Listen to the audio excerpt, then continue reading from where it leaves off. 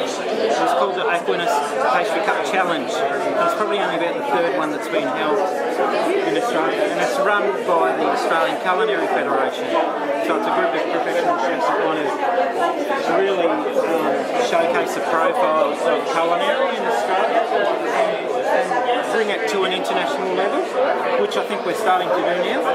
So anyway, I had to prepare this showpiece for that competition, and it was a static display, and they gave us some parameters that we could use, and they said that we could use chocolate, sugar, or bread to make a showpiece.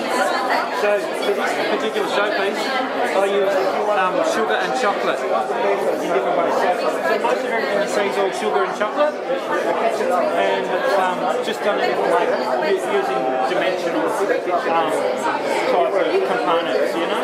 So how long did this take you to make?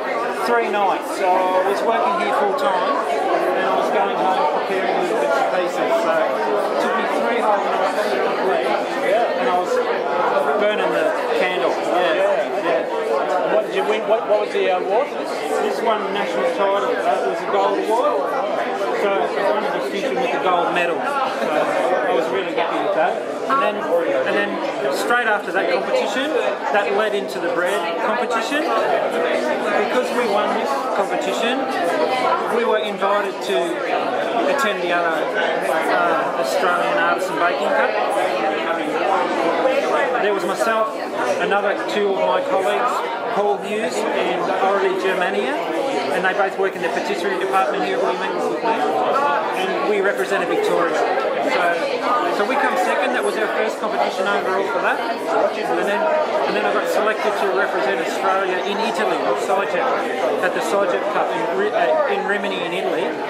So then I won the European Championship for that, and now this September I represent Australia in Munich, Germany at the IBA World Cup. So slowly, every time we compete we're going up a rung on the ladder and bring it, you know, taking what we do in Australia to the world. So how much metal framework is inside this? There's none. It has to be 100% edible. 100% edible? There's nothing there, no structure at all except for sugar and chocolate? Sugar and chocolate. Yeah, apart from the base builder and the base. Yeah. Well, that's great. It's very fragile. You can see it's like porcelain. And then we'll just snap it. Fantastic. No worries.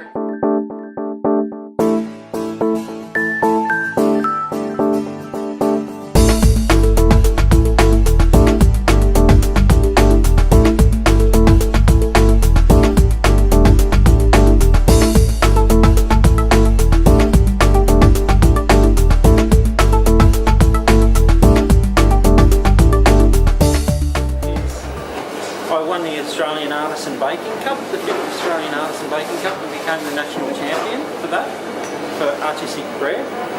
It's actually just another form of bread. It's yeasted, so it's fully edible.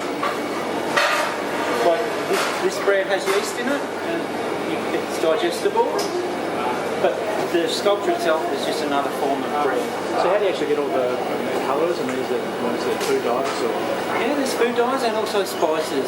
And we use a lot of herbs and spices, and the powders are used to get the different pigments into your dough, and as you bake it and then you glaze it, all the colours just sort of lift out of there and highlight your bread, your dough. Yeah.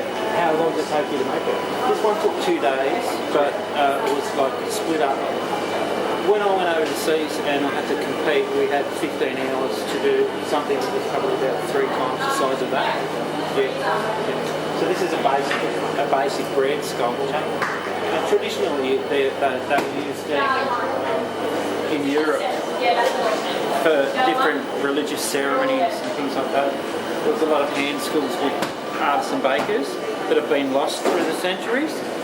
And it's just recently, in the last 10 to 15 years, that there's been another upsurge in learning and just not losing the knowledge of the old skills of artisan bread. Yeah. And yeah, do you actually bake each piece individually or in parts? Or? Yeah. For instance, all of the dimensional stuff, that's baked separately. Like this is Don't take it away. No, I won't take it off, but it's all assembled, component by component. The assembly is the hardest part. The rest of the sculpting and the baking, that's okay. Other than that, it's probably about a 2-hour assembly process in itself for the showpiece. The Aboriginal torso, it takes a fair while to bake because it's got yeast in the dough, and a lot of features are formed because the yeast grows, and then it puffs it out. So that's where you get your dimensions. Yeah, very good. Yeah.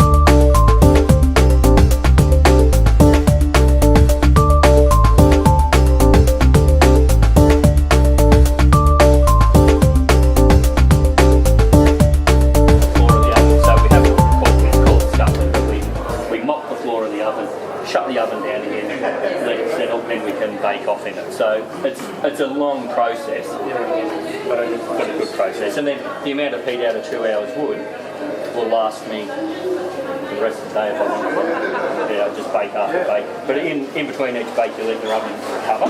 So just let the heat come back out of the walls, so you get a better heat again, load again and go for it.